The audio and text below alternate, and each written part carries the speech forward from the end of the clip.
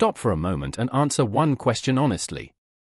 Why does the aroma of a warm loaf just taken out of the oven give you an immediate feeling of peace, warmth, homeliness, and some ancient comfort? You will say that it is just a pleasant smell, that it is a matter of childhood memories, grandma's kitchen, Sunday morning, but this is an answer at the surface level. There's something much darker underneath. This is not an ordinary sensory reaction. It is a programmed impulse sewn deep into your cells, into your biological structure. This is a trigger mechanism that activates the obedience protocol in your body. And it was placed there long before you came into this world. Now push your plate away from you, put down your sandwich if you're holding one, and concentrate. Because what you will learn in the next few minutes will turn upside down everything you believed about what you really do for a living. For generations we have been told that it is bread, it is sacred, the foundation of existence, the most important product ever known to man. From the first years of our lives, we were fed the narrative that the cultivation of cereals is a milestone in the development of our species. That this was the moment when we abandoned the nomadic lifestyle. And we took the sickle in our hands. It made us human in the full sense of the word, that thanks to the cultivated fields empires grew, art was created, philosophy flourished. It all sounds beautiful, logical and coherent, but ask yourself one fundamental question. What if this story was turned 180 degrees?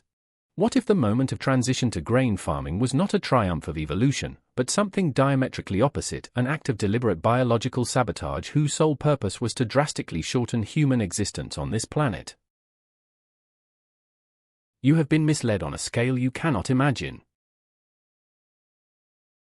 And the greatest paradox is that the evidence of this fraud is literally lying on your kitchen table 3 times a day, every day of your life. Let's throw away emotions, culinary habits, and everything we know from school textbooks for a moment. Let's look at hard data, sources that everyone has access to, but no one bothers to combine them. Pick up any ancient text.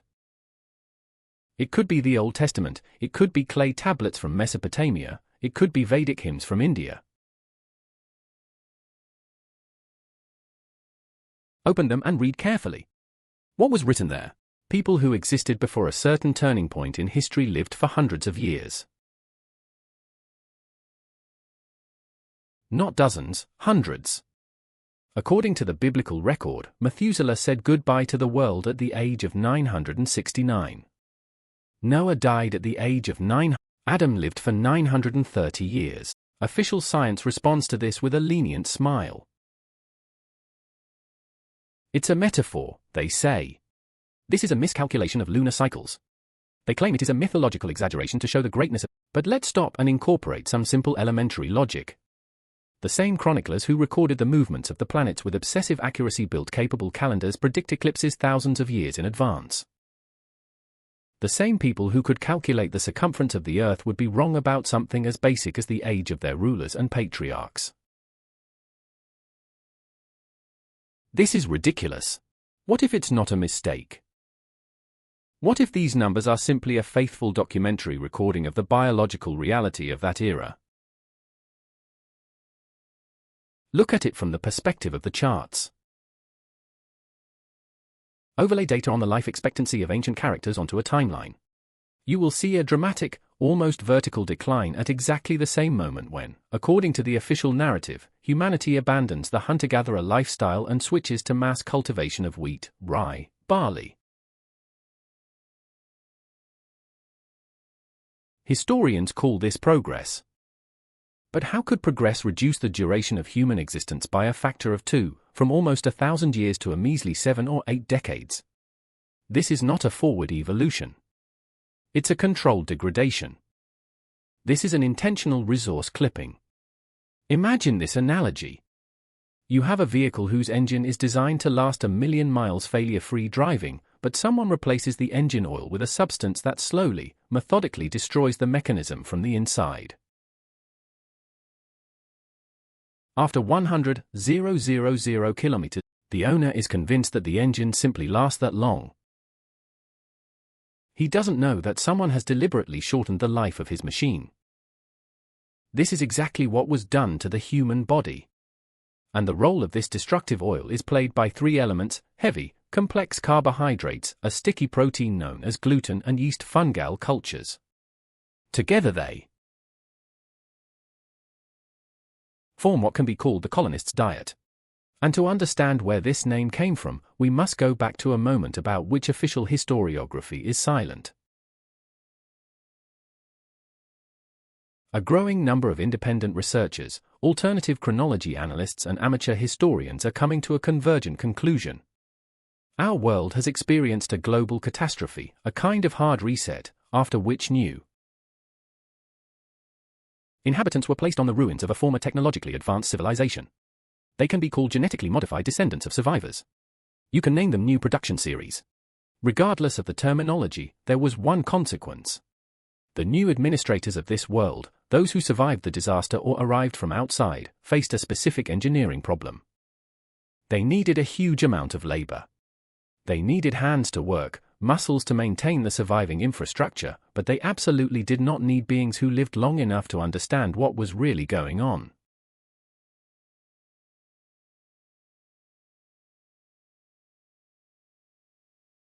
A man who exists for 300, 500, 9, it accumulates a critical load of experience and knowledge.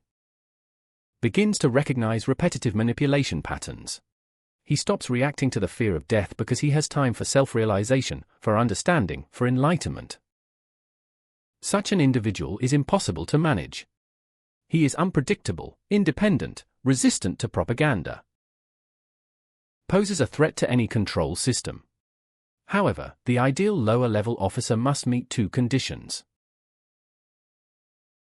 Be physically strong enough to do the job and live short enough to never to realize that he is a cog in someone else's machine. Its biological cycle must be strictly formatted into families. Absorb the basic operating instructions, reproduce, work at maximum speed, and quickly eliminate before the moment of breakthrough understanding occurs. 70 years is a perfectly calculated period. The first 2 decades are devoted to learning compliance and socialization within the system. The next 4 decades were marked by intensive exploitation for infrastructure. The last decade has been a slow decline in the grip of diseases, during which the resources accumulated throughout life are returned to circulation through the pharmaceutical and medical industries. How can such a result be achieved when the biological potential of the human body is clearly designed to last for centuries, not decades? The answer is simple and elegant in its brutality. You need to change the fuel. This extraordinary mechanism, which is the human body, needs to be switched from a highly effective, clean energy source to a heavy substitute that clogs all channels. In the oldest literary and oral traditions, almost every culture on earth has a theme of divine food. The Greeks spoke of ambrosia and nectar. The Hebrews recalled manna falling from heaven. Hindu texts describe the prana breath of cosmic energy. Eastern traditions knew the concept of ether, or ki, a subtle force that permeates everything. Modern science immediately labels this as superstition and myth. Humans cannot feed on air. The lecturers laugh. But let's stop and think. Analysis of air bubbles trapped in prehistoric amber reveals facts that should electrify every thinking person. The composition of our planet's atmosphere in the distant past was radically different. Oxygen concentration, barometric pressure, noble gas content. All this looked completely different from today's measurements. We lived in a different environment. The planet's electromagnetic profile was different. The Earth's resonance field had different parameters. Under such conditions, it is absolutely possible that our bodies functioned on principles that modern biology does not even considering. Our ancestors could draw a significant part of life energy directly from the surrounding environment through breath, through skin, through resonance with the planet's field.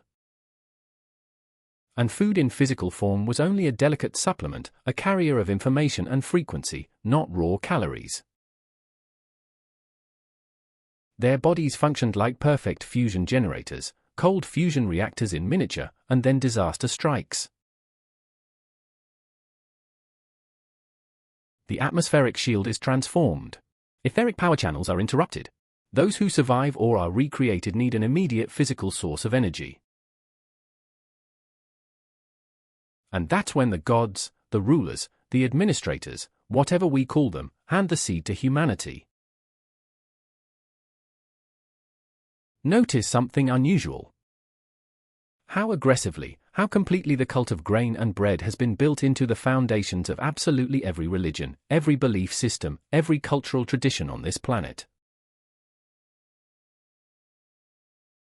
Bread is the body of God. Without bread you will be destroyed. We are dealing with the most monumental and most effective persuasion campaign in the history of this world. We were told it was heavy starchy mass, it is what we should feed ourselves with.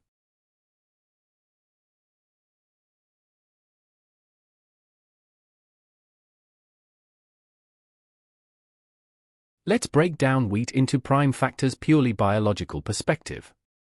What is there really a grain? This hermetically sealed capsule surrounded a hard protective cover that is the only one natural destiny is to pass through the animal's digestive system intact, landing on soil with natural fertilizer and producing a new plant. Nature designed the cereals in such a way that not be digested. That's the whole point. Their existence. There is acid inside the grain phytate, a substance that effectively blocks the absorption of key words minerals by the body. There they are lectins, natural toxins, defense plants that they systematically damage.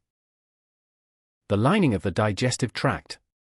But real hidden weapons of mass destruction, there is gluten in every grain. Gluten. Consider the etymology of this word. It comes from the Latin root meaning glue.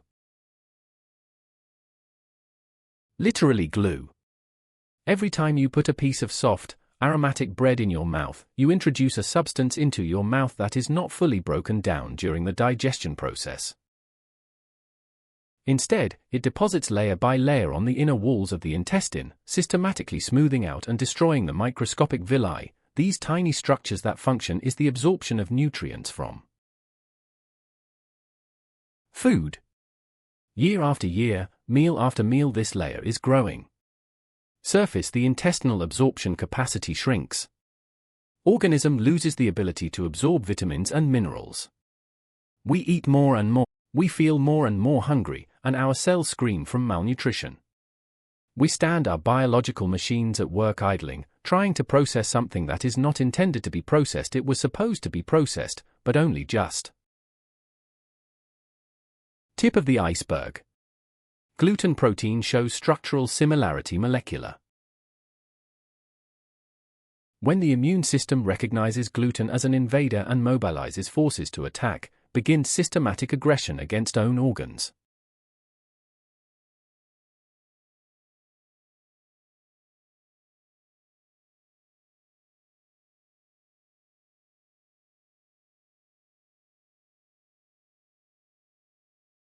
Autoimmune diseases, diabetes type 1, multiple sclerosis, Hashimoto's disease, Alzheimer's disease. These are not conditions resulting from passage of time. It's direct biological consequences of the diet imposed on us by the architects of the current order. However, the real key to understanding this operation does not even lie in the grain itself. The deepest secret is hidden in the technology of its processing. Ask yourself why in old stories, in fairy tales, in family traditions, leaven was treated as something almost sacred? Something that a grandmother passed down to her granddaughter like a relic? And why does modern bread, which can stay on the shelf for weeks without getting moldy, does it cause us to feel bloated, lethargic, and dull? The answer brings us to the second agent of destruction about which the food processing industry maintains an ironclad silence. Thermophilic yeast. An invention that presents itself to us as a benefit of modern civilization, as a tool of progress that allows us to feed the masses quickly and cheaply. But beneath this facade lies a biological weapon with a delayed ignition mechanism.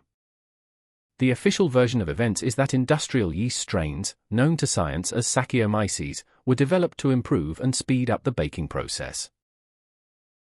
Classic leaven, they tell us, is too slow, too unstable, too unpredictable for the needs of growing metropolises. But compare the dates. The moment of mass introduction of thermophilic yeast into general use coincides with astonishing precision with the period of explosive increase in cancer incidence in the 20th century. There are no coincidences at the level of global governance and great geopolitics. They only exist precisely planned and methodically implemented operations. We are told that the temperature inside the oven during baking eliminates yeast fungi without a trace. This is a lie. In the central parts of the flesh, the temperature often does not reach values sufficient for full sterilization, and the spore forms of these fungi are able to survive in conditions that would kill most known organisms. After entering the warm, moist ecosystem of our intestines, they begin the colonization process, transform the microflora to suit their needs, and generate hunger signals that we perceive as our own desires. They demand sugar, they demand flour, they demand another portion of growth substrate. Have you noticed this paradox?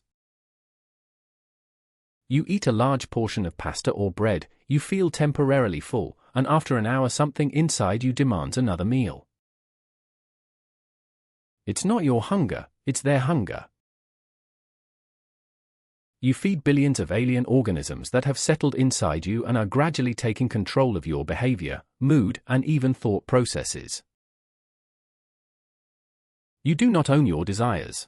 You are executing the orders of a colony of parasites that manages you from the inside. The essence of the settler's diet can be summarized in one brutally simple sentence. Create a population of permanently sick beings, addicted to food and pharmaceuticals, whose consciousness is obscured by the fog of toxic stupor, whose energy potential has been reduced to the absolute minimum necessary to operate the infrastructure entrusted to them. Free energy, crystal clear perception of reality, biological ability to live for centuries. All this was taken away from us and replaced with a cheap imitation in colorful packaging. We operate as a breeding farm. Our food is selected with surgical precision so that we give the required milk, but are physically unable to jump over the fence of the pen. However, to grasp the full scale of this disaster, we need to go down to the level of biochemistry and understand the mechanics of the process. Why starch? Why exactly these long tangled chains of sugar molecules? Because the breakdown of these structures consumes astronomical amounts of enzymes and the body's internal energy. Instead of directing its resources to cellular regeneration, repairing damage to DNA chains, creative thinking, and higher neuronal activity, our body spends most of the day in a desperate attempt to neutralize the effects of the last meal. In a literal sense, we are devouring our own lives piece by piece. Each slice of yeast bread is an hour subtracted from your potential lifespan. And this is not a figure of speech, not a poetic exaggeration. This is dry arithmetic of cellular exchange processes. Now I am asking you to stop and look around you, but with different eyes. Go out into the streets of any great historic city. Let it be St. Petersburg, Rome, Paris, Vienna, doesn't matter. Look up. What do you see? You see buildings that, according to the official narrative, were built for beings, for organisms with an identity identical to ours. Biology. But is this really the case? Approach the gates of old tenement houses, those that have not yet been converted to modern renovation standards. Why are the door handles in these buildings placed at your chest level, and sometimes even at eye level?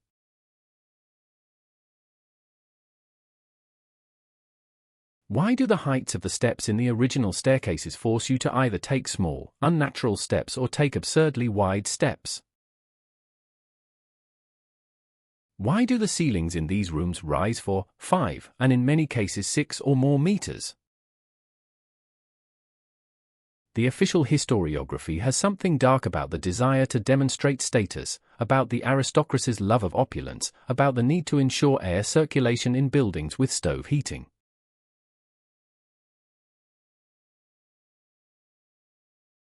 But let's apply some basic engineering thinking.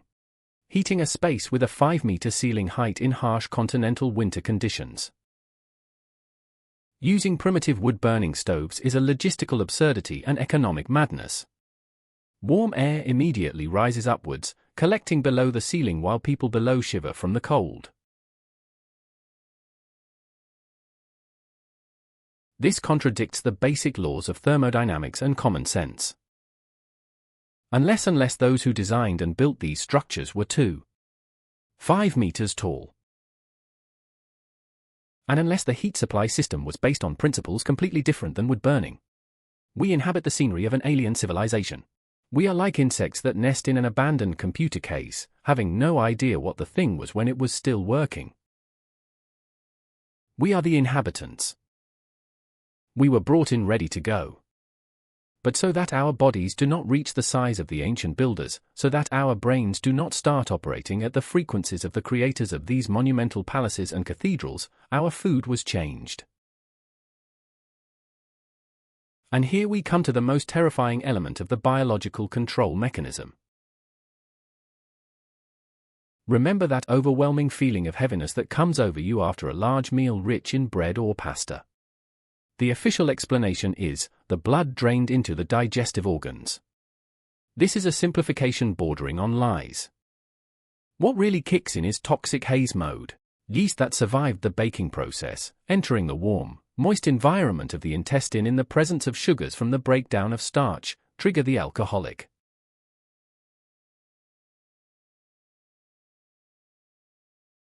Fermentation process. Inside every modern person who regularly eats yeast bread, there is a miniature distillery. There is even an officially recognized term in the medical literature, autobrewing syndrome.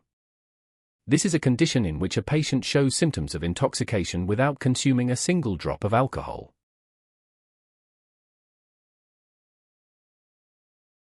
In its full-blown form it is rare, but in its milder subclinical form it affects virtually all of us. Every day we are permanently under the influence of endogenous ethanol and byproducts of yeast.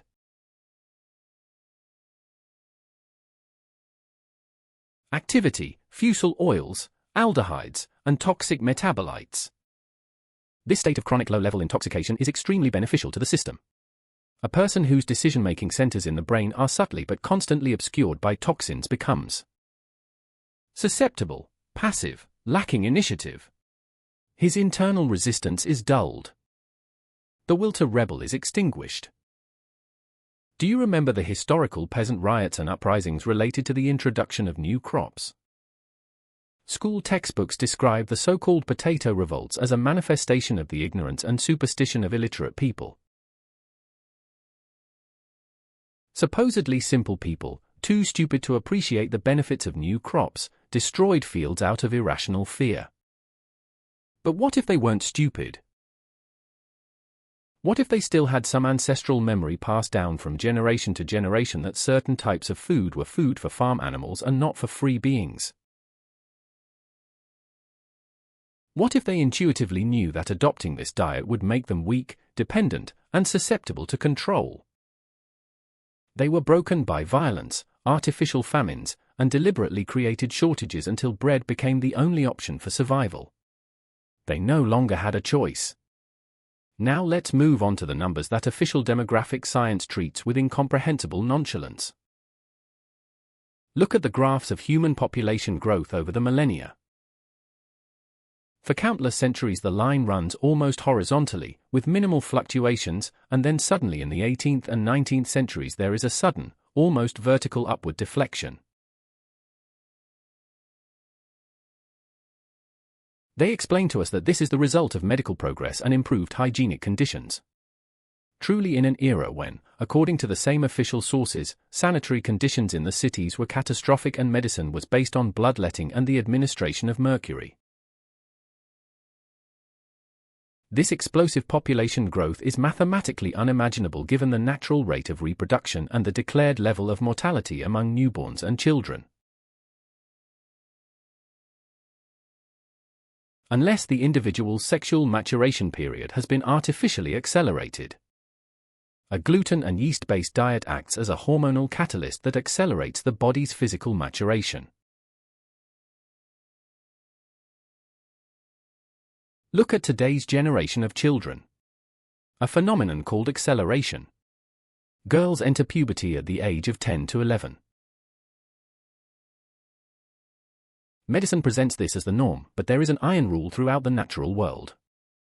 The faster the body matures, the shorter it lives. A broiler chicken fed with feed based on grains and synthetic additives reaches slaughter weight many times faster than a wild bird, but is biologically incapable of living for a long time.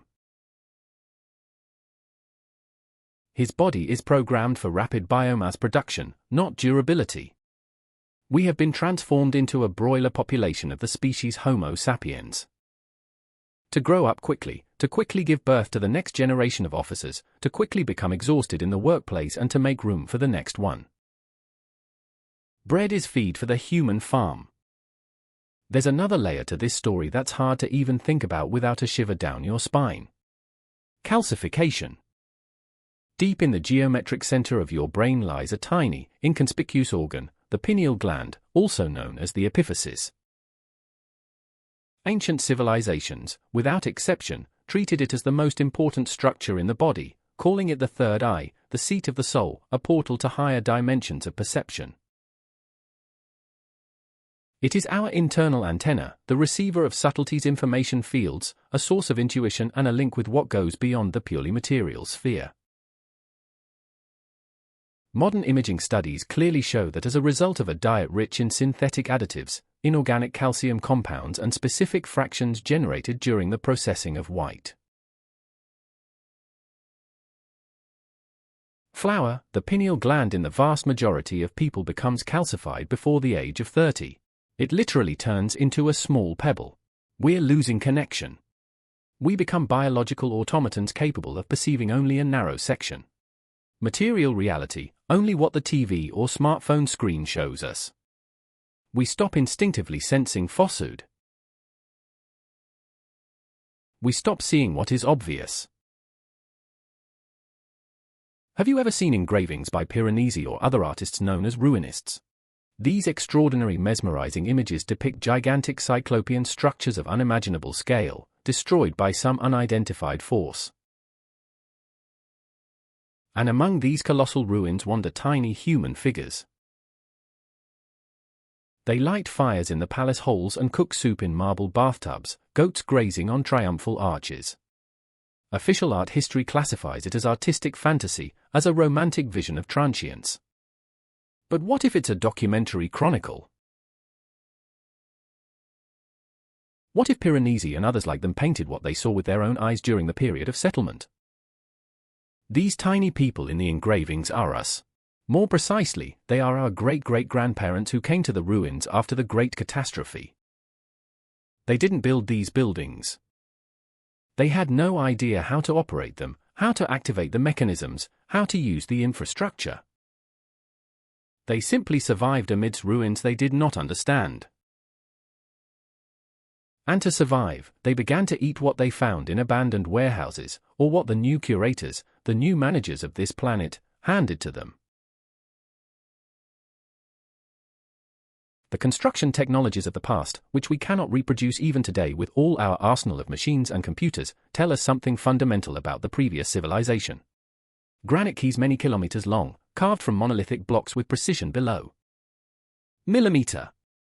Polygonal masonry, in which multi-ton, irregularly shaped stones are fitted together so precisely that it is impossible to insert a razor blade between them. Columns with a perfectly circular cross-section, carved from one block of hard granite. This wasn't created with a chisel and hammer. It's machine processing. These are advanced technologies that required operators with crystal-clear consciousness and a huge lifespan. It is impossible to develop an engineer of this caliber in 20 years of academic education. Such a specialist needs 100 years of science alone before he touches his first tool. The shortened lifespan of modern humans is a biological fuse, a chronological limiter. They do not allow us to live long enough to reach the level of competence of the ancient builders. We'll barely begin to really understand anything. We are already getting old, we are already weakening, we are already passing away. Knowledge decreases with each generation. Each subsequent generation has to start practically from scratch, wasting time discovering things long ago discovered, instead of building on the foundations of the wisdom of predecessors. We are reinventing the wheel when we should be building starships. Now overlay the two maps. A map of the historical spread of grain cultures and a map of the spread of what we call state civilization. They overlap almost perfectly. Wherever people eat bread, there is a hierarchy of power, a tax apparatus, an organized police force and a standing army. Wherever communities continue to subsist on fruits, wild plants, and the products of hunting and gathering, there is no institutionalized oppression.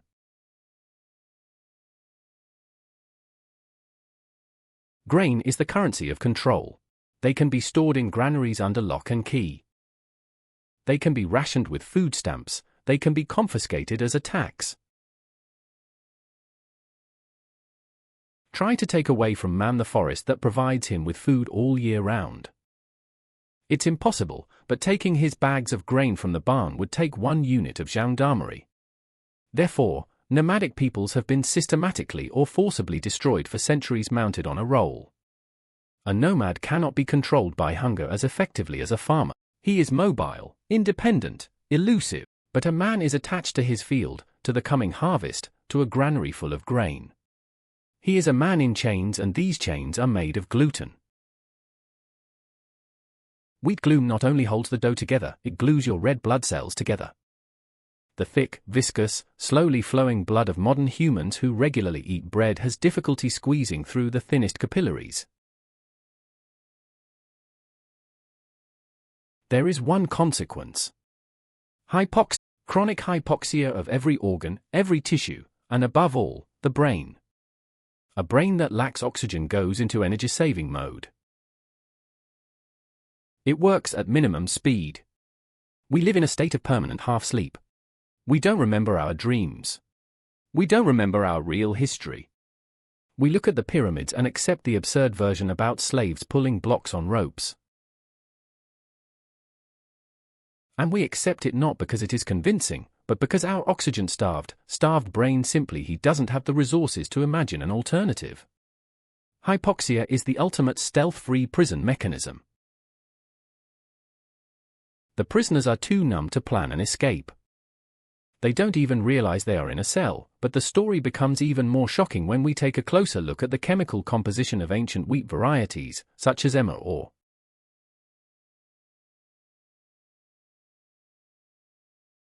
spelled, and compare it with the profile of modern, intensively modified wheat grown in agro-technical laboratories in the second half of the 20th century. The number of chromosomes has changed. The protein architecture has undergone profound reconfiguration. What grows in the fields today is no longer a plant in the natural sense of the word. This is a laboratory product designed according to strictly defined specifications. Agronomists will shrug and say, it's normal selection to increase yields. Yield of what exactly? Raw biomass. Yes, but in parallel with the increase in harvest weight, the aggressiveness of gluten increased. Modern bread is many times more toxic than this one our great-grandparents consumed it only 100 years ago. This is not a natural change brought about by the passage of time. This is the deliberate improvement of weapons. As if someone at the control station noticed that we were starting to wake up, that the flow of information in the 20th century had become too intense, and decided to increase the dose, to add even higher.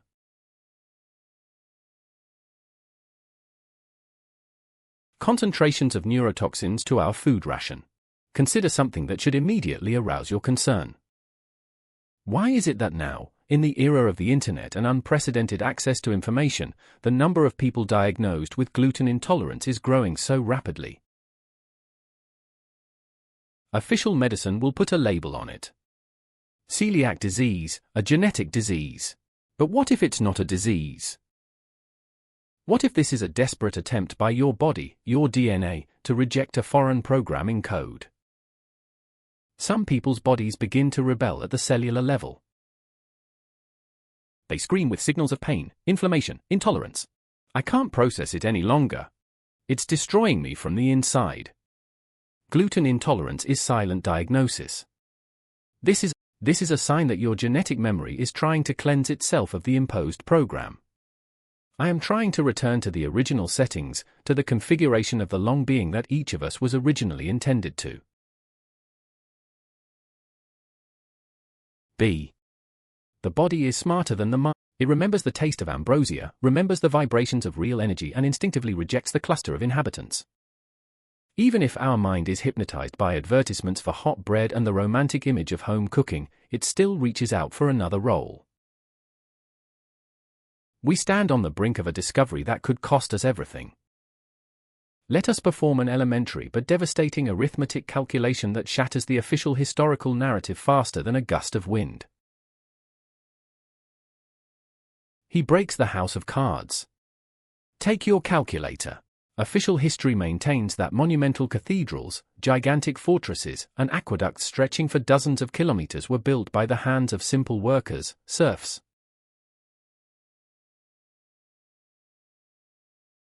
Whose daily food ration consisted of a piece of bread, onion, and a sip of water.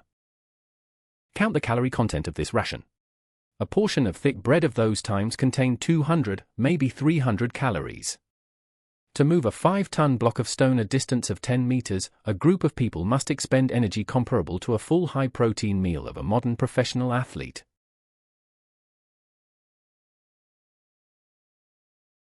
Given the declared diet, these supposed builders should have collapsed from exhaustion after the first week of such work. The energy balance is simply not complete.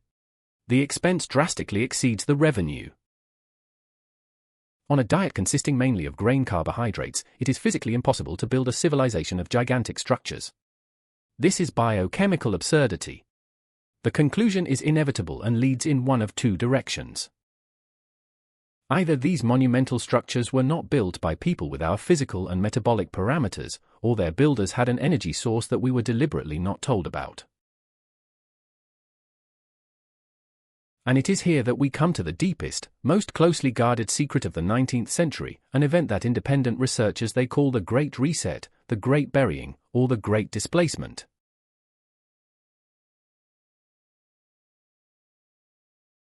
Look at the lower floors of old buildings in your own city.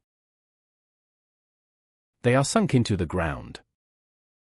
Windows that once had to be at normal height now barely protrude above the sidewalk level, or are even underground. Official science uses the term cultural layer. Supposedly, over the centuries, people did not sweep the streets, garbage and mud accumulated meter by meter until they finally engulfed the lower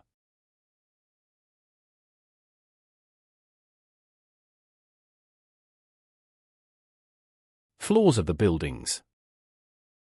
Do you really believe that the inhabitants of Vienna, Moscow, Paris, St. Petersburg have been knee-deep in mud for centuries, passively watching as their windows sink into the ground? This is absurd and insults intelligence. These are traces of a sudden catastrophe, a powerful mud flow, clay rain on a continental scale, which covered the world with a layer of sediments. And now, after this catastrophe, new inhabitants are brought to the areas cleared of the remnants of the population. We, the settlers, come to deserted cities. We find ready-made buildings that we don't understand destiny. We find factories with machines whose principles of operation we can barely guess. We find giant energy installations that make no sense to us, so we turn them into a temple and start performing rituals there instead of charging the batteries. But above all, we need to be multiplied rapidly. Empty cities need to be filled with officers. The 19th century saw a demographic explosion that defies rational explanation within conventional science. The planet's population is doubling and tripling at a rate that breaks all mathematical models of natural reproduction. Women go into labor every year, one baby at a time. Where do the resources come from? Where does the health of peasant mothers come from, who, according to official sources, lived in poverty and malnutrition? The answer lies in yeast and gluten. It was a program of accelerated production of human biomass, identical in its logic to fattening on an industrial farm. In order for the animal to gain mass quickly, it is given special stimulating preparations growth. In order for humanity to quickly rebuild its numbers after global cleansing, yeast bread was introduced into general circulation. It causes hormonal disruptions that dramatically increase fertility at the expense of the quality, health, and potential of each subsequent generation. The focus was on quantity, not quality. Look at old photographs of crowds from the 19th century. Everyone dressed the same, had the same haircut. Faces often devoid of individual features, as if they were made of the same mold. It's an army of biological clones, bred on government food ration to service the surviving infrastructure. A precise, multi-stage plan to create a man of service, a man who does not ask questions, does not question the system, does not look for alternatives. Have you noticed how difficult it is for you to think after a meal rich in flour products? The fog in your head pulls you to a horizontal position. Eyelids become heavy, thoughts melt. It's not just tiredness after eating. This is the narcotic effect of opioid gluten peptides, substances known in biochemistry as gluteomorphin. And so this is the official term recognized by science. During the enzymatic decomposition of wheat proteins in the gastrointestinal tract, molecules are produced that penetrate the blood-brain barrier and affect opioid receptors in the central nervous system in a manner analogous to the action of morphine. Each of us is a drug addict. We are addicted to rolls, bread, pasta, not because they are delicious, but because they pack a punch. Stopping wheat products causes classic withdrawal symptoms: irritability, depression, outbursts of aggression, panic, obsessive thoughts about food. It's not your brain that wants food. It is the mycelium, the parasitic web that has wrapped itself around your synapses, screaming for another supply of substrate. We exist in a reality of reverse mirrors. We were told that hunger is the lack of bread. But we experience real hunger, hunger at the cellular level, when we stuff ourselves with cake and bread. Our cells desperately signal the lack of minerals, vitamins, trace elements, but instead of what they really need, they get another batch of biological glue. And the most terrible thing about all this is that the consequences of this process accumulate and become permanent at the genetic level. Changes do not regress from generation to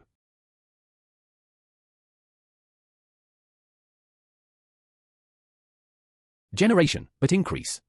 We become shorter. Our jaw. Look at the so-called wisdom teeth, the third molars.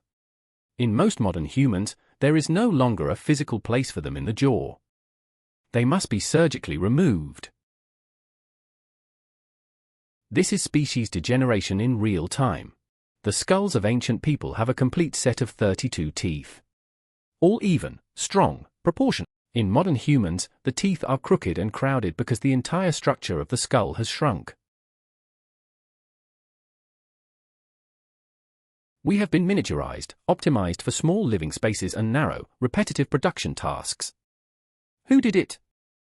Those who survived the global catastrophe in underground shelters and came to the surface to organize a new order? Can you maybe who came from outside to reap the harvest? There is a hypothesis that our planet is a giant breeding plantation and we are not gardeners on it.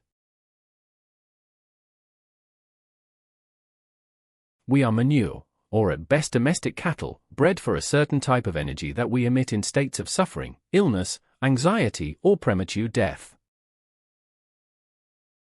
The energy of suffering. Perhaps this is why our duration of existence has been shortened. The emotional intensity of a creature that lives for a short time is many times higher than that of a creature that has centuries ahead of it. We live in a hurry, in constant stress, in fear that we won't make it, won't achieve, won't accomplish anything. We generate a powerful field of anxiety, and bread is the fuel that powers this generator. Inflammation in the gut sends constant alarm signals to the brain via the vagus nerve. The brain interprets them as existential anxiety. The circle closes and the evidence lies at the very surface. Just look around. Look at old maps, those showing the territories referred to as Tartaria or Great Scythia. On these maps you will not see endless fields of grain stretching to the horizon. You see forests, cities surrounded by greenery, vast pastures. The grain cultivation culture was local, limited to small areas. It did not have the character of a global monoculture. We have been transformed into monocultural thinking. A field sown with one type of cereal is an ecological desert. There is no biodiversity there, there is no life. And we ourselves, by consuming the products of this desert monoculture, become empty internally. We have lost the bond with the forest, with the natural ecosystem, with the wealth of biological diversity. We have become people of one ear, a field of identical blades that are so easy to mow down with one move when the time comes to harvest.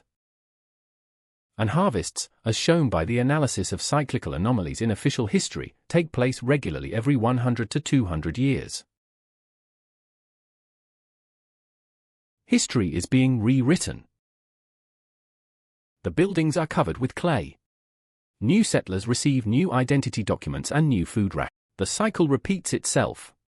Have you ever wondered why do the education system and the healthcare system function in such a suspiciously synchronized symbiosis? From the earliest years, from the moment a child enters state institutions, dual processing begins. On the information front and on the biological front. In the school canteen you get sweetened tea and yeast rolls, and in history lessons they tell you that your ancestors were primitive savages who struggled to make ends meet in damp caves. This is not a coincidence. It is a uniform, integrated programming mechanism. To believe the lie about the primitiveness of the past, one must have a brain in a state of reduced critical perception. And for the brain to be in this state, it must be systematically fed with a sticky mass that suppresses analytical functions. School nutrition is the foundation of the diet of the inhabitants. The first and most important stage of indoctrination. That's right there. At a school desk, next to an aluminum plate with overcooked groats and a roll, a habit is formed that will accompany you for the rest of your life. The habit of drowning out stress and anxiety. Carbohydrate discomfort. Remember the specific smell of the school canteen. This smell of yeast dough mixed with steam from cooked cereals is imprinted on the limbic memory like a seal. It accustoms us to the belief that food must be heavy and that after a meal it should induce sleep. It's called satiety, but it's actually a toxic hit that shuts down your ability to think critically. A child whose body is preoccupied with fighting a gluten attack does not have the cognitive resources to ask the teacher difficult questions. He simply writes down at dictation, the pyramids were built with copper chisels and jute ropes, and he believes. Not because it is logical, because he has no energy to doubt, and then the child grows up and starts to get sick. And he starts getting sick inevitably because the biological resources of a body designed to last for centuries are being exploited at a rate that exhausts it within a few decades. He goes to the doctor and comes into contact with a system that is not built on restoring health, but on managing disease. Doctors, themselves hostages of the same system as their patients, operate within protocols developed by the same structures that control global agrarian conglomerates.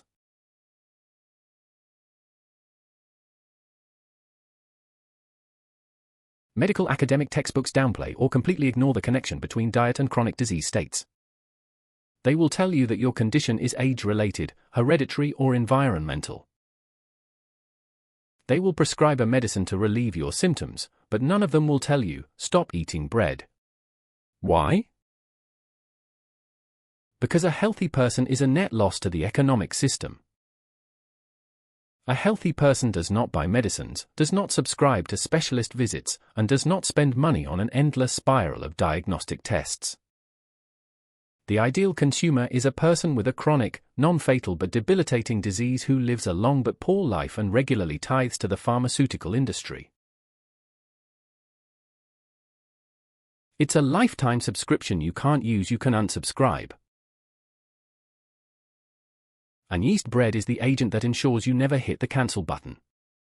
Take a look at the famous food pyramid, this graphic that has been shown to us for decades in dietitians' offices, in school biology textbooks, and on posters in clinics. The widest part of the base contains cereals, bread, and pasta. Eat as much of it as possible. We were told this is the foundation of your health. But who designed this pyramid? Independent scientists guided solely by concern for human health? No. Its promotion was supported by grain and sugar corporations, which lobbied for its shape in order to guarantee the sale of their cheap raw material. It's a marketing plan disguised as a medical recommendation. We have been led to believe that the basis of our well-being is precisely what is in fact the basis of chronic inflammation in our bodies. It's a sabotage operation of brilliant simplicity. Force the enemy, i.e., us anew, to voluntarily and at your own expense take a substance that systematically affects him, destroys, and to call this substance our daily bread. But the deepest damage is done not to body tissue, but to our genetic memory. Chronic inflammation of the gut maintained by constant exposure to gluten and yeast activity products directly affects the architecture of neuronal connections in the brain.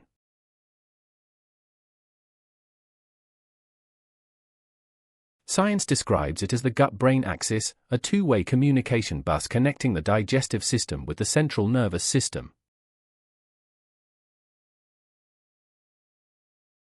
While an inflammatory fire is raging downstairs in the gut, smoke of toxic haze is gathering up in the brain. We live in a state of constant mental fog. We have forgotten who we are. We stand in front of the columns of the Isaac Council, in front of the polygonal masonry of Sacsayhuaman in Peru, in front of the granite monoliths of Balbequia. We see technologies that clearly exceed anything we have today, and we accept the fairy tale of primitive hand tools. This is the effect of consciousness blocking. We were transformed into people with no memory of our own origins, and it was done through the plate. In old books about household cooking recipes published before the great cataclysm of the 19th century,